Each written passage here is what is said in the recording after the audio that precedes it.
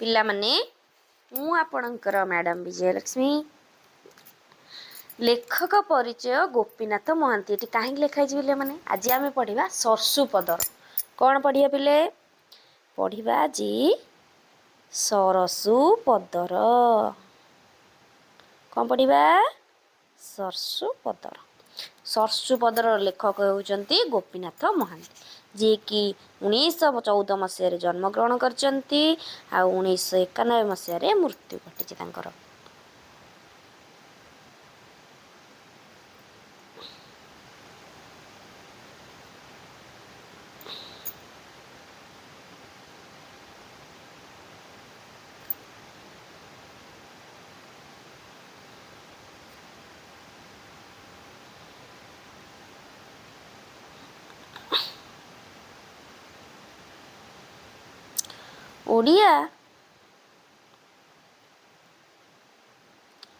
ଓଡ଼ିଆ ଆଧୁନିକ କଥା ସାହିତ୍ୟର ପ୍ରଖ୍ୟାତ ସ୍ରଷ୍ଟା।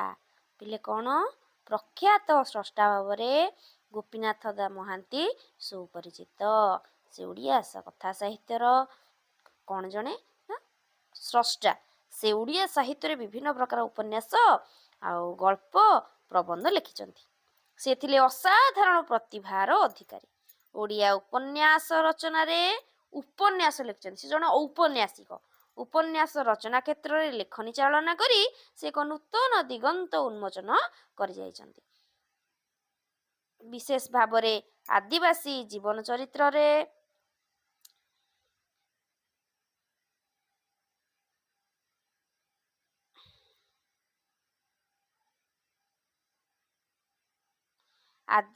ସେ ଥିଲେ ଅସାଧାରଣ ପ୍ରତିଭାର ଅଧିକାରୀ। ଓଡ଼ିଆ ଉପନ୍ୟାସ ରଚନା କ୍ଷେତ୍ରରେ ଲେଖନୀ ଚାଳନା କରି ସେ ନୂତନ ଦିଗନ୍ତ ଉନ୍ମୋଚନ କରିଯାଇଛନ୍ତି। ଯଥା ଦିଗ ଦେଖେଇଛନ୍ତି ଆମକୁ। ବିଶେଷ ଭାବରେ ଆଦିବାସୀ ଜୀବନ ଚିତ୍ର ଅଙ୍କନରେ ତାଙ୍କର ଦୃଷ୍ଟିଭଙ୍ଗୀ ଅନତିକ୍ରମ୍ୟ।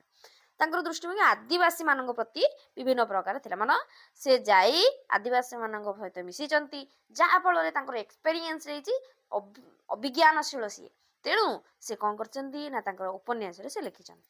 ତାଙ୍କର ବର୍ଣ୍ଣନା ଭଙ୍ଗୀ ଯେପରି ସ୍ୱତନ୍ତ୍ର, ସେହିପରି ଚିତ୍ର ଓ ଚରିତ୍ର ଉପସ୍ଥାପନରେ ଅଦ୍ୱିତୀୟ। ଚରିତ୍ର, ସେ ଯୋଉ ଉପନ୍ୟାସରେ ଗୋଟିଏ ଗୋଟେ ଚରିତ୍ର ଦେଇଛନ୍ତି, ସେ ଚରିତ୍ର ଗୁଡ଼ିକ ବଳିଷ୍ଠ ଆଉ କର୍ମଠ, ମାନେ ସୁନ୍ଦର ସୁଡଳ କରିକି ସେ ଚରିତ୍ର ଗୁଡ଼ାକୁ ଲେଖିଛନ୍ତି।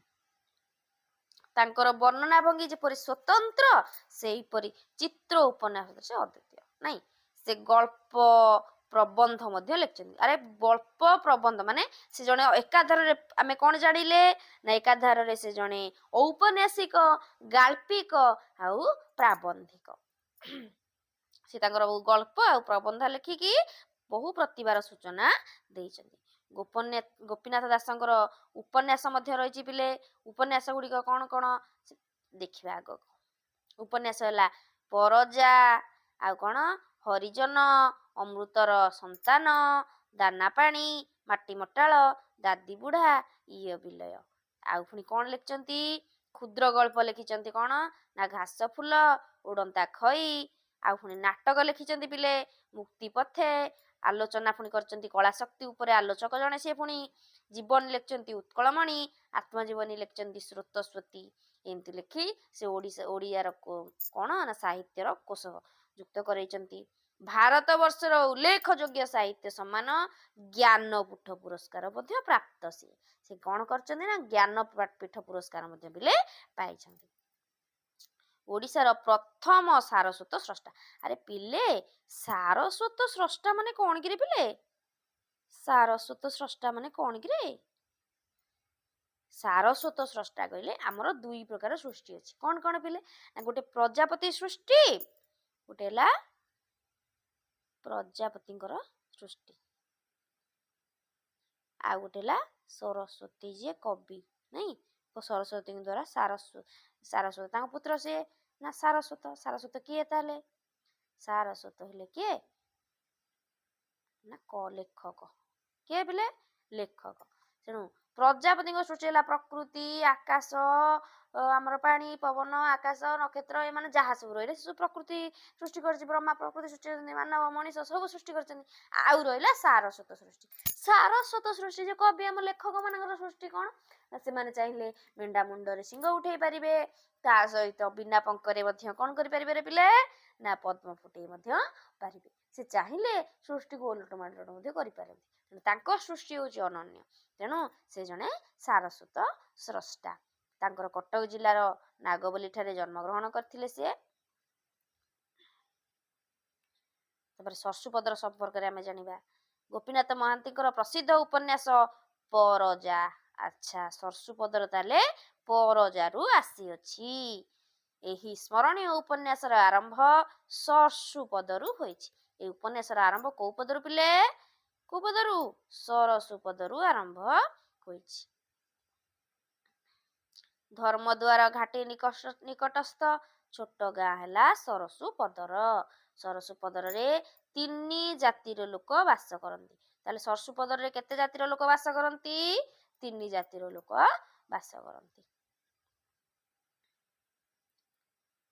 ପ୍ରାକୃତିକ ପରିବେଶ ଭିତରେ ଗଢି ଉଠୁଥିବା ଏହି ଗାଁଟି ଅତ୍ୟନ୍ତ ମନୋରମ। ଜନଜାତି ମଣିଷର ଜୀବନ ଚିତ୍ର ସରସୁପଦରରେ ମିଳିଥାଏ। ଜନଜାତି ଲୋକମାନଙ୍କର ଜୀବନର ଚିତ୍ର ସରସୁପଦରରେ ମିଳିଥାଏ। ପିଲେ ଏଠି ଟିକେ ପ୍ରିଣ୍ଟିଂ ମିଷ୍ଟେକ୍ ହେଇଯାଇଛି। ସରସୁପଦରରେ ବାସ୍ତବ ଜୀବନ ଧର୍ମୀର ଲୋକମାନେ ବାସ କରନ୍ତି। ସରଳ ନିଷ୍କପଟ ଜନଧାରାରେ ଜୀବନଧାରାରେ ସେମାନେ ବଞ୍ଚନ୍ତି। ଏହାର ସଫଳ ଉଦାହରଣ ହେଲା ସରସୁପଦର ଗାଁ। ପିଲେ ଏତିକି ଜାଣିଥାଅ, ଆଗାମୀ ଅଧ୍ୟାୟରେ ଆମେ ଜାଣିବା ସରସୁପଦର ଗାଁରେ କ'ଣ ଉପନ୍ୟାସରେ ସବୁ ଲେଖା ହେଇଛି, କେମିତି କ'ଣ ସବୁ ଆମେ ସବୁ ଜାଣିବା ପରବର୍ତ୍ତୀ ଭିଡ଼ିଓରେ। ତେଣୁ ରହିଲୁ, ଧନ୍ୟବାଦ। ଅପେକ୍ଷାରେ ଆପଣମାନେ ଥିବେ। ଆଗାମୀ ଭିଡ଼ିଓରେ ଆମେ ନେଇ ଆସିବୁ ଆପଣଙ୍କ ପାଇଁ। ଧନ୍ୟବାଦ।